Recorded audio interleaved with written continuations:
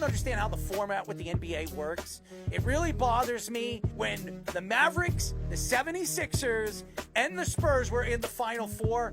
I knew those guys were going 1, 2, and 3. I didn't think the Hornets were getting in the top 3.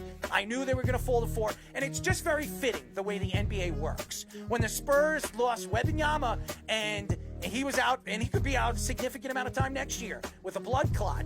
We don't know when he's going to return. We don't know when he's coming back, even though a lot of people think he's going to be back in the beginning of the season. I just had some thoughts on why the Spurs were possibly going to win the draft. And I remember Tim Duncan with Wake Forest when they had the 8th or 9th best team to get the first pick, and they went from 8th or 9th all the way to 1st. It was very fitting, and it really changed the trajectory of the Spurs with David Robinson. David Robinson was at the tail end of his career. It was 97 when they drafted Tim Duncan. It took 2 years for them to win a title with Tim Duncan and David Robinson. David Robinson right off to the sunset, and then Tim Duncan took over. You added Manu Ginobili, you added Tony Parker, and Kawhi Leonard eventually. 5 championships with the great Popovich, as we all know what I think of him. I just look at what the Mavericks have done to their organization, and it was very fitting at the LeBron James Association draft that the Mavericks would win the #1 pick. LeBron gets Luka Doncic and has a chance to maybe land another superstar to play with him for the next 4 years whenever LeBron decides to walk away, which seems to be never until he tries to tie